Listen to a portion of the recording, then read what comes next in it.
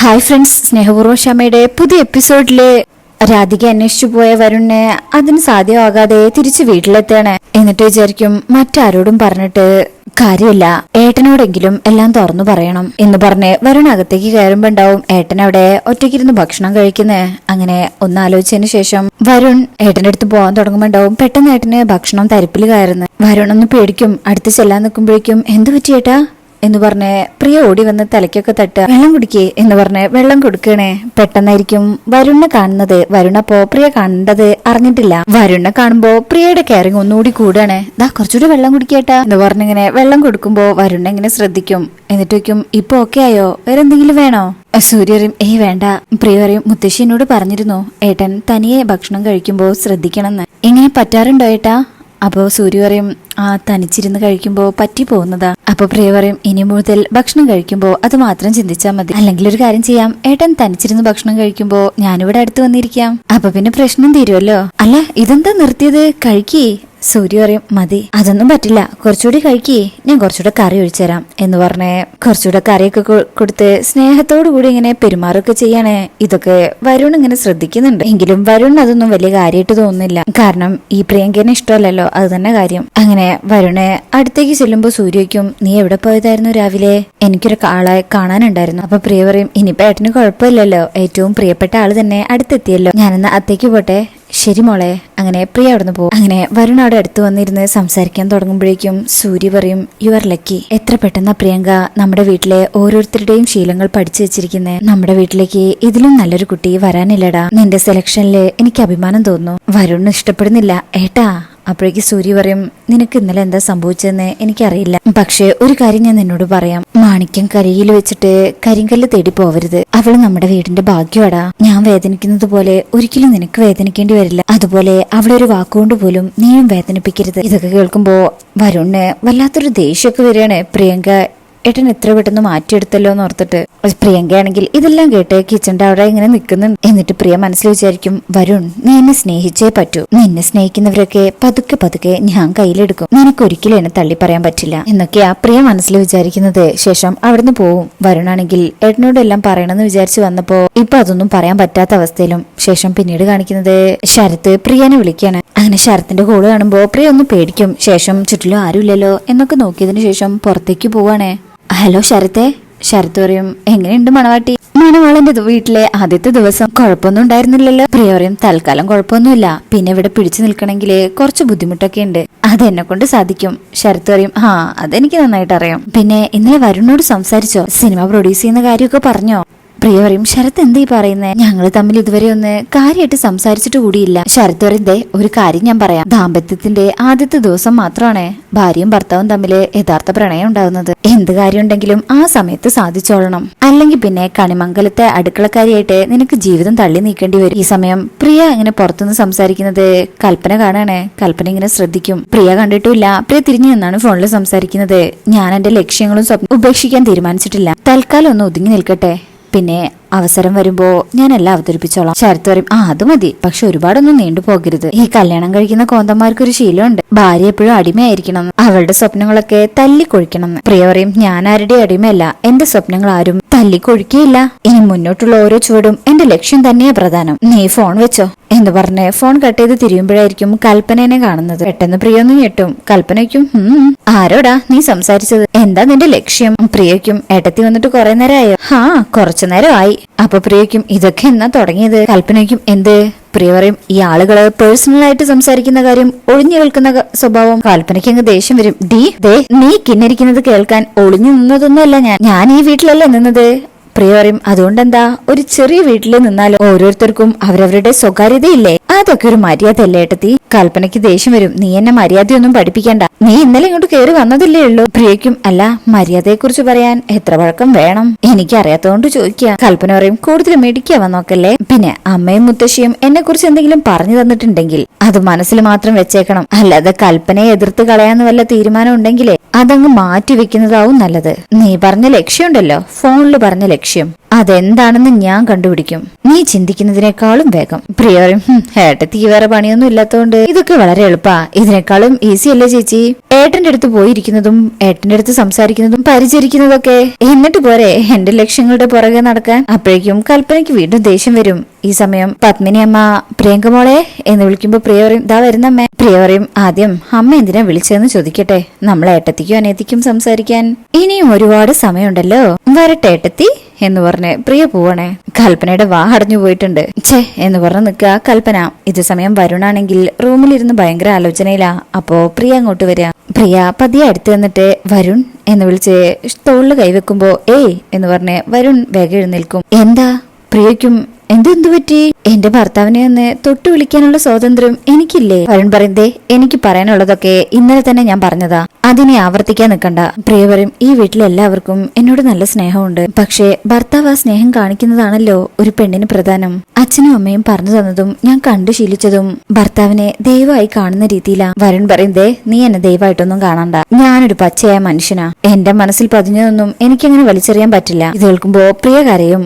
വരുൺ പറയുന്നേ, താൻ കരയുന്നത് കണ്ടാലേ എല്ലാവരും ഓടി വരും, പിന്നെ ഇവിടെ ബഹളാവും. അതില് പ്രിയ ആക്ട് ചെയ്യാൻ തുടങ്ങണേ. കരഞ്ഞോണ്ട് വയ്ക്കും, ഞാൻ എന്താ ചെയ്യേണ്ടതെന്ന് പറ. ഭർത്താവിന്റെ സന്തോഷത്തിന് വേണ്ടി സ്വന്തം ജീവൻ പോലും കൊടുക്കണമെന്ന മുത്തശ്ശി എന്നോട് പറഞ്ഞത്. ഞാൻ മരിച്ചാൽ വരുണിന് സന്തോഷാവോ? വരുണിന് അറിയോ? പെട്ടിക്കടിയിൽ ഉണ്ടായിരുന്ന സ്വർണ്ണ തരികൾ പോലും എടുത്ത് കിട്ടാവുന്നിടത്തുനിന്ന് മുഴുവനും കടവും വാങ്ങി. അങ്ങനെയാ എന്റെ അച്ഛൻ വരുണിന്റെ മുന്നിലേക്ക് എന്നെ കൊണ്ടു നിർത്തിയത്. അങ്ങനെയുള്ള അച്ഛന്റെ മുന്നിലേക്ക് എന്റെ ഭർത്താവിന് എന്നെ ഇഷ്ടമല്ലെന്ന് പറഞ്ഞ് തിരിച്ചു കയറി ചെല്ലാൻ എന്നെ കൊണ്ട് പറ്റില്ല. അതിനേക്കാളും ഭേദം ഇവിടെ നിന്ന് തന്നെ ഞാൻ എന്റെ ജീവൻ അങ്ങ് അവസാനിപ്പിച്ചോളാം. വരുൺ പ്രിയങ്ക. പ്രിയ പറയും, അയ്യോ അത് ശരിയല്ലല്ലോ. നവവധു വരന്റെ വീട്ടില് ആത്മഹത്യ ചെയ്തു എന്ന് പറഞ്ഞാൽ അത് വരുണിനെ ബാധിക്കും, ഈ കുടുംബത്തെ ബാധിക്കും. ഇനിയിപ്പോ ഒരു മാർഗേ ഉള്ളൂ, ഞാൻ ഇവിടുന്ന് പോണം. എന്റെ ജീവിതം ഇല്ലാതാക്കണം. അതാ വേണ്ടതെങ്കിൽ വരുണൊരു വാക്കു പറഞ്ഞാൽ മതി, ഞാനത് പാലിച്ചോളാം. വരുണിനെ സ്നേഹിച്ചുകൊണ്ട് തന്നെ ഞാൻ മരിച്ചോളാം. വരുണിനൊന്നും പറയാൻ പറ്റുന്നില്ല. അങ്ങനെ ഇത്രയും പറഞ്ഞുകൊണ്ട് പ്രിയ റൂമിൽ നിന്ന് ഇറങ്ങി പോവാ കരഞ്ഞുകൊണ്ട്. വരുണാണെങ്കിൽ എല്ലാം കൂടെ കേട്ട് ആകെ ഭ്രാന്ത് പിടിക്കുന്ന അവസ്ഥയിലാണ്. അവിടെ ഇങ്ങനെ നിൽക്കും. പ്രിയ പുറത്തേക്ക് ഇറങ്ങി പോയതിനു ശേഷം പതിയെ വന്ന് നോക്കുക. എന്നിട്ട് വരുൺ ഇങ്ങനെ ടെൻഷൻ ആവുന്നതൊക്കെ അവിടെ നിന്ന് ഇങ്ങനെ നോക്കി നിൽക്കുന്നുണ്ട്. വരുണിന്റെ മനസ്സെങ്ങനെങ്കിലും മാറ്റിയെടുക്കുകയാണ് പ്രിയയുടെ ലക്ഷ്യം. ശേഷം പിന്നീട് കാണിക്കുന്നത് രാധിക ഇങ്ങനെ എന്തോ ആലോചനയില് വിഷമിച്ചിരിക്കുക. അപ്പോ നന്ദൂട്ടിന് അങ്ങോട്ട് വരും. ചേച്ചി ചേച്ചി എന്ന് വിളിച്ച് അടുത്ത് ചെല്ലുമ്പോഴും രാധിക അറിയുന്നില്ല. അങ്ങനെ തട്ടി വിളിക്കുമ്പോഴാ അറിയുന്നത്. ചേച്ചി എന്താ ആലോചിക്കുന്നത്? ഒന്നുമില്ല. നന്ദു പറയും, എനിക്കറിയാം ചേച്ചിക്ക് എന്താണെന്ന്. എല്ലാരും കൂടെ ചേച്ചിയെ പറ്റിച്ചല്ലേ, വരുണേട്ടന്റെ കൂടെ പറഞ്ഞയച്ചില്ല അതല്ലേ? രാധിക പറയും, നന്ദൂട്ടാ ചേച്ചി മോനോട് പറഞ്ഞിട്ടില്ലേ അക്കാര്യങ്ങൾ പറയരുതെന്ന്? അപ്പൊ നന്ദു പറയും, ചേച്ചി ഞാനൊരു കാര്യം പറയാൻ വന്നതാ. നടക്കാവിലെ സിനിമയുടെ ഷൂട്ടിംഗ് നടക്കുന്നുണ്ട്, നമുക്ക് കാണാൻ പോയാലോ? രാധിക പറയും, ചേച്ചി വരുന്നില്ല, മോൻ പൊക്കോ. വാ ചേച്ചി, ഇത്ര അടുത്ത് ഷൂട്ടിംഗ് നടന്നിട്ട് കാണാതെ എങ്ങനെയാ? ഞാനാണെങ്കിൽ ഫിലിം സ്റ്റാർസിനെ ഒന്നും അടുത്ത് കണ്ടിട്ടില്ല. അപ്പോഴും രാധിക പറയും, ഞാനില്ലടാ, നീ കൂട്ടുകാരെ ആരെങ്കിലും കൂട്ടിയിട്ട് പോ. നന്ദു പറയും, എനിക്ക് ആരുടെയും കൂടെ പോണ്ട, ചേച്ചി വന്നേ പറ്റൂ. രാധികയ്ക്ക് അങ്ങ് ദേഷ്യം വരും. നിനക്ക് എന്താ പറഞ്ഞാ മനസ്സിലാവാത്തത് എന്ന് ചോദിച്ച് ദേഷ്യപ്പെടാൻ തുടങ്ങുമ്പോഴേക്കും അമ്മ അങ്ങോട്ട് വരും. എന്താ നന്ദൂട്ടാ? നന്ദൂട്ടൻ പറയും, നടക്കാവ് സിനിമ ഷൂട്ടിംഗ് നടക്കുവാണമ്മേ, അത് കാണാൻ ചേച്ചിയെ വിളിച്ചിട്ട് വരുന്നില്ല. അപ്പോ അമ്മ പറയും, നിനക്ക് പോയിക്കൂടെ മോളെ? വേറൊന്നും കൊണ്ടല്ല, നിന്റെ മനസ്സിന് ഇപ്പൊ ഒരു ആശ്വാസം വേണം. അമ്മ എത്ര ശ്രമിച്ചാലും അതിനൊരു പരിധിയുണ്ട്. ഒന്ന് പുറത്തിറങ്ങി മറ്റുള്ളവരെയൊക്കെ ഒന്ന് കാണുമ്പോ മനസ്സിലെ വിഷമം ഒന്നിച്ചിരി കുറഞ്ഞാലോ? രാധികയ്ക്കും അതങ്ങനെ കുറയോ അമ്മ? അമ്മ പറയും, മാറാതെ പറ്റുവോ? പൊരുത്തപ്പെടാതെ പറ്റുവോ? നീ ഒന്ന് റെഡിയായിട്ട് ഇവന്റെ കൂടെ ചെല്ലേ. അപ്പോഴും രാധിക ഒന്നും പറയാണ്ട് നിൽക്കുമ്പോ അമ്മ പറയും, നന്ദൂട്ടാ ചേച്ചിയെ നല്ലോണം നോക്കിക്കോളണം കേട്ടോ. അതൊക്കെ ഞാൻ നോക്കിക്കോളാം, എന്റെ കൂടെ വരുമ്പോ ചേച്ചി സങ്കടപ്പെടുമൊന്നുമില്ല. രാധികയ്ക്കും, അമ്മേ ഷൂട്ടിംഗ് കാണാൻ പോയാൽ മുത്തശ്ശി അറിയോ? അത് പേടിക്കണ്ട, മുത്തശ്ശി അറിയാതെ ഞാൻ നോക്കിക്കോളാം. മോള് ചെല്ല്. ചെല്ലടി. വാടിക്കുഴഞ്ഞതുപോലെ നിന്നെ ഇങ്ങനെ കാണാൻ പറ്റാത്തത് കൊണ്ടാ. അപ്പൊ നന്ദൂട്ടൻ പറയും, വാ പോവാൻ ചേച്ചി. അപ്പോ പോവാനൊന്നും താല്പര്യമില്ലെങ്കിലും രാധിക പോവാൻ സമ്മതിക്കുക. ശേഷം പിന്നീട് കാണിക്കുന്നത് കണിമംഗലത്താണ്. കൽപ്പന നേരത്തെ നടന്ന സംഭവമൊക്കെ ഉർവശിയോടും പറയണേ. അവളുണ്ടല്ലോ പ്രിയങ്ക, അവളിൽ എന്തോ കള്ളത്തരമുണ്ട്. വരുൺ അവൻ വെറുതെ പിച്ചുമ്പയും പറയല്ല, അവള് കുറച്ച് ഓവർ സ്മാർട്ടാ. ആരെയൊക്കെയാണ് വരുതിയിൽ നിർത്തേണ്ടത്, ആരെയൊക്കെ എതിർക്കേണ്ടതെന്ന് അവൾക്ക് നല്ല വ്യക്തമായിട്ട് അറിയാം. അവൾ ആരോ ഒരാളെ ഫോണിൽ വിളിച്ച് ഇവിടെ നിൽക്കുന്നതിന് ഒരു ലക്ഷ്യമുണ്ടെന്ന് അവൾ പറയുന്നത് ഞാൻ കേട്ടു. ഉർവശി പറയും, അത് ആരോടായിരിക്കും? വീട്ടിൽ ആരോടെങ്കിലും ആണോ? കൽപ്പന പറയും, ആ വീട്ടിൽ അങ്ങനെ ചിന്തിക്കാൻ ത്രാണിയുള്ള ആരുമില്ല. അങ്ങനെയാണെങ്കിൽ അവള് സംസാരിച്ചത് പുറത്താരോടോ ആണ്. അതൊരു പക്ഷെ അവളുടെ ബന്ധുവാവാം, അല്ലെങ്കിൽ മറ്റേതെങ്കിലും രീതിയിലുള്ള റിലേഷനും ആവാം എന്ന് ഗൗതമിന്റെ അടുത്ത് പോയി. ഗൗതം ചോദിക്കും, കൽപ്പന എന്താ ഉദ്ദേശിച്ചത്? അവൾക്ക് വേറെ വല്ല ബന്ധവും ഉണ്ടെന്നാണ്. കൽപ്പന പറയും, അങ്ങനെ ഞാൻ പറഞ്ഞിട്ടില്ല. ഉണ്ടായാലും അതിശയിക്കാനൊന്നുമില്ല, ഈ കാലത്ത് അങ്ങനെ ചില സംഭവങ്ങളൊക്കെ റിപ്പോർട്ട് ചെയ്യാറില്ലേ? ഗൗതം പറയും, ഗതിയില്ലാത്ത കാമുകനും കാമുകിയും കൂടി ഒന്നിച്ച് തീരുമാനിച്ച് സമ്പന്നനായ ഒരുത്തനെ കറക്കിയെടുത്ത് അവന്റെ പണം പണം ഊറ്റിയെടുക്കുന്നതൊക്കെ പത്രത്തിലും ടിവിയിലൊക്കെ കാണുന്നതല്ലേ. ഉർവശി പറയും അങ്ങനെയൊക്കെ ചിന്തിക്കോ? അതാവില്ല. ഗൗതം പറയും അമ്മേ ഒരു കാര്യം ഉറപ്പാണ്, ഈ വിവാഹത്തിൽ മറ്റെന്തോ ഒരു കാര്യം നടന്നിട്ടുണ്ട്. ഇന്നലെ രാത്രിയിലെ അവളുടെ കൂടെ ഒരു റൂമിൽ ഉറങ്ങില്ലെന്ന് പറഞ്ഞത്, ഇന്ന് രാവിലെ തന്നെ വരുൺ പുറത്തു പോയതും എല്ലാം കൂടെ വായിക്കുമ്പോ അതാണ് വെളിവാവുന്നത്. കൽപ്പന വരുണിനോട് മനസ്സ് തുറന്ന് സംസാരിച്ച കാര്യങ്ങളൊക്കെ ഓക്കെ ആവില്ലേ?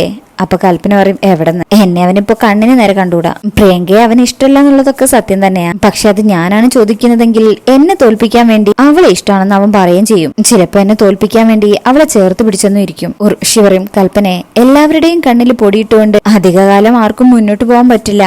ഇതൊക്കെ പതുക്കെ പതുക്കെ വെളിവാവും. അതുവരെ നമ്മൾ കാക്കണം. വരുൺ അവളോടുള്ള ഇഷ്ടക്കുറവിന്റെ യഥാർത്ഥ കാരണം കണ്ടെത്തിയാൽ അത് പിന്നെ നമ്മളൊന്ന് കൊഴുപ്പിച്ചു കൊടുത്താൽ മതി. അവൻ അവളെ അങ്ങ് ഒഴിവാക്കിക്കോളും. കൽപ്പന പറയും ഞാനൊന്ന് നോക്കട്ടെ. അവൾ എന്തായാലും കണിമംഗലത്ത് വാഴില്ല. കൽപ്പനയുടെ അംഗം കുറിച്ചു കഴിഞ്ഞു. അപ്പൊ പിന്നെ തോൽപ്പിച്ചല്ലേ മതിയാവൂ. ഉർവശി പറയും ശരി, നിങ്ങൾ എന്തെങ്കിലും ഒരു തീരുമാനം എടുക്കേ. എല്ലാവരും ഇങ്ങനെ മാറി മാറി നിന്ന് സംസാരിച്ചാലേ അത് കുഴപ്പമാകും എന്ന് പറഞ്ഞ് ഉർവശി അവിടുന്ന് പോകുമ്പോ ഗൗതം ഇങ്ങനെ കൽപ്പനയെ നോക്ക. കൽപ്പനയ്ക്കും നീ എന്താ ഇങ്ങനെ നോക്കുന്നേ? ഗൗതം പറയും കണ്ടു മതിയാവണ്ടേ. അടുത്തേക്ക് വന്നിട്ട് പറയും പ്രിയങ്കയോടുള്ള ദേഷ്യം മുഴുവനും കൽപ്പനയുടെ മുഖത്തുണ്ട്. ദേഷ്യം വരുമ്പോഴും കാണാൻ നല്ല രസമാ. അപ്പൊ കൽപ്പന പറയും മതി മതി. ഗൗതം പറയും ഉള്ളിലുള്ള ആഗ്രഹങ്ങൾ കൂട്ടി വെച്ചിട്ട് അവസാനം ഒന്നും നടക്കാത്തതിനെ കുറിച്ച് നിരാശപ്പെടരുത്. നഷ്ടപ്പെടുന്ന ഓരോ ദിവസവും യൗവനത്തിന്റേതാ. കുറച്ചു ദിവസം കഴിയുമ്പോ പാഴാക്കിയതിനെ കുറിച്ച് കുറ്റബോധം തോന്നരുത് എന്ന് പറഞ്ഞു ഗൗതം കൽപ്പനയുടെ കവിളിലിങ്ങനെ കൈവെക്കാൻ പോവാ. കൽപ്പനയ്ക്ക് അങ്ങ് നാണം വരും, ആരെങ്കിലും കാണും എന്ന് പറഞ്ഞ് റൂമിൽ നിന്ന് ഇറങ്ങി പോവാ. അതിനുശേഷം പിന്നീട് കാണിക്കുന്നത് സിനിമ ഷൂട്ടിംഗ് നടക്കുന്ന സ്ഥലാ. നന്ദൂട്ടൻ പറഞ്ഞ ആ സ്ഥലം. ഒരാളെ വിളിച്ചിട്ട് പ്രൊഡ്യൂസർ പറയും ജീവ വന്നാൽ നമുക്ക് തുടങ്ങാം. അയാള് പറയും ജീവൻ സാർ എത്താറായി സാർ, ഒരു 5 മിനിറ്റ്. എന്തായി മാഡത്തിന്റെ കാര്യം, എത്ര മണിക്ക് എത്തും സാർ? അവരിന്നലെ രാത്രി ബാംഗ്ലൂരിൽ നിന്ന് എത്തിയത്, എന്നാലും പെട്ടെന്ന് ഇറങ്ങുന്നാ പറഞ്ഞത്. അങ്ങനെ ഷൂട്ടിങ്ങിന്റെ തിരക്കിലാ. ഇത് സമയത്തായിരിക്കും നന്ദൂട്ടൻ രാധികയുടെ കൈ പിടിച്ചു വലിച്ചുകൊണ്ട് വരുന്നത്. രാധിക പറയുന്നുണ്ട് ഒന്ന് പതുക്കെ പോ നന്ദു, ഇങ്ങോട്ട് വാ ചേച്ചി എന്ന് പറഞ്ഞ അവിടെ വന്നിരിക്കുന്ന ആൾക്കാരുടെ കൂടെ പോയി നിൽക്കുക. ഈ സമയം പ്രൊഡ്യൂസറെ മറ്റേ ആളെ ഒന്നുകൂടെ വിളിച്ചിട്ട് വയ്ക്കും സുബിൻ നാളത്തെ ഷൂട്ടിനുള്ള അമ്പലം ഒക്കെ അല്ലേ സാർ? നമ്മൾ പറഞ്ഞ അമ്പലം കിട്ടിയില്ല, അവിടെ കമ്മിറ്റിക്കാരുടെ എന്തോ ഇഷ്യൂ. ഇവിടെ തൊട്ടടുത്ത് ഒരു ശ്രീകൃഷ്ണ ക്ഷേത്രം ഉണ്ട്, നമുക്ക് ബ്രേക്കിനൊന്ന് പോയി കണ്ടാലോ? അപ്പൊ ഡയറക്ടർ പറയും ഓക്കെ, പക്ഷെ എനിക്ക് ഇഷ്ടപ്പെട്ടാലേ ഞാൻ പോയി ഷൂട്ട് ചെയ്യൂ, പിന്നെ നിർബന്ധങ്ങൾ പാടില്ല. ഓക്കെ സാർ എന്ന് പറയുമ്പോഴായിരിക്കും അവരുടെ നായകൻ ജീവ അങ്ങോട്ട് വരുന്നത്. എല്ലാവരും ആളെ കാണുമ്പോ ഹായ് പറയും. രാധിക ഇങ്ങനെ നോക്കി നിൽക്കുക. നന്ദൂട്ടൻ പറയും നോക്ക് ചേച്ചി എന്ത് ഭംഗിയാ കാണാനായിട്ട് എന്ന് പറഞ്ഞിങ്ങനെ രാധികയ്ക്ക് കാണിച്ചു കൊടുക്കുമ്പോ രാധികയ്ക്ക് അത്ര വലിയ ഭംഗിയായിട്ടൊന്നും തോന്നണില്ല, കൂളായിട്ട് തന്നെ നിൽക്കുക. ഇതേ സമയം ജീവ അവിടെയുള്ള ആൾക്കാരൊക്കെ ഇങ്ങനെ നോക്കിക്കൊണ്ട് അങ്ങോട്ട് പോവാൻ തുടങ്ങുമ്പോ പെട്ടെന്ന് രാധികയെ കണ്ണിൽ പെടുകയാണേ. രാധികയെ കാണുന്നതും പിന്നെ കണ്ണെടുക്കാതെ അങ്ങ് നോക്കണേ. എന്താപ്പ ഇങ്ങനെ നോക്കണം എന്നുള്ള രീതിയിലാ രാധിക നിൽക്കുന്നത്. അപ്പൊ രാധികയ്ക്ക് ഇപ്പൊ പുതിയൊരു നായകൻ കൂടി വന്നിരിക്കണേ. അതോ ഇനി ശ്യാമയാണെന്ന് കരുതിയിട്ടാണോ നോക്കുന്നതെന്നൊന്നും അറിയില്ല. എന്തായാലും രാധികയെ ഇങ്ങനെ നോക്കി നിൽക്കുന്നത് കാണിച്ചുകൊണ്ടാ ഈ ഭാഗം കഴിയുന്നത്. പിന്നെ ഇതിന്റെ ഒരു പ്രൊമോ കൂടെ വന്നിട്ടുണ്ട്. അതില് മാഡം എന്ന് പറയുന്ന വേറെ ആരെയല്ല വിനയപ്രസാദിനെയാണ്. അങ്ങനെ രാധികനെ അവിടെ വെച്ച് കാണുന്നതും സംസാരിക്കുന്നൊക്കെ ഉണ്ട്. വിനയപ്രസാദ് ഒന്ന് വീഴാൻ പോകുമ്പോ രാധികയാണ് ചെന്ന് പിടിക്കുന്നത്. അങ്ങനെ രാധികനെ കാണുന്നതും വിനയപ്രസാദ് ഒന്ന് ഞെട്ടുന്ന ശേഷം രാധികയുടെ സിംഗർ ശ്യാമയെ പോലെ ഉണ്ട് കാണാനെന്നൊക്കെ പറയണേ. രാധികയ്ക്ക് അതൊന്നും കേൾക്കുമ്പോ അത്രയ്ക്ക് അങ്ങനെ ഉണ്ടോ എന്നൊക്കെ ഒരു തോന്നല് വരിക. രാധികയ്ക്ക് ആദ്യത്തെ പ്രാവശ്യം കാണാൻ കഴിഞ്ഞില്ല, രണ്ടാമത്തെ പ്രാവശ്യം കണ്ടപ്പോ മുഖത്തൊക്കെ ചായം വീണതായിരുന്നല്ലോ. പിന്നീട് കാണിക്കുന്നത് ശ്യാമയ്ക്കൊരു അപകടം പറ്റണേ. ഈ സമയം രാധികയാണ് ഹോസ്പിറ്റലിലെത്തി ബ്ലഡ് ഒക്കെ കൊടുക്കുന്നത്. വിനയപ്രസാദും കൂടെ ഉണ്ട് കേട്ടോ. ഇനി വിനയപ്രസാദിനെ ശ്യാമയുടെ മകളാണ് രാധിക എന്ന് മനസ്സിലാവോ ഇല്ലേന്നൊന്നും അറിയില്ല. എന്തായാലും നമുക്ക് ഈ വരാൻ പോകുന്ന എപ്പിസോഡ് ഭാഗത്തിനൊക്കെ ആയിട്ട് കാത്തിരിക്കാം. നിങ്ങൾക്ക് എന്റെ റിവ്യൂ ഇഷ്ടപ്പെട്ടിട്ടുണ്ടെങ്കിൽ ചാനൽ എല്ലാവരും ഒന്ന് ലൈക്ക് ചെയ്ത് സബ്സ്ക്രൈബ് ചെയ്ത് സപ്പോർട്ട് ചെയ്തേക്കണേ. താങ്ക്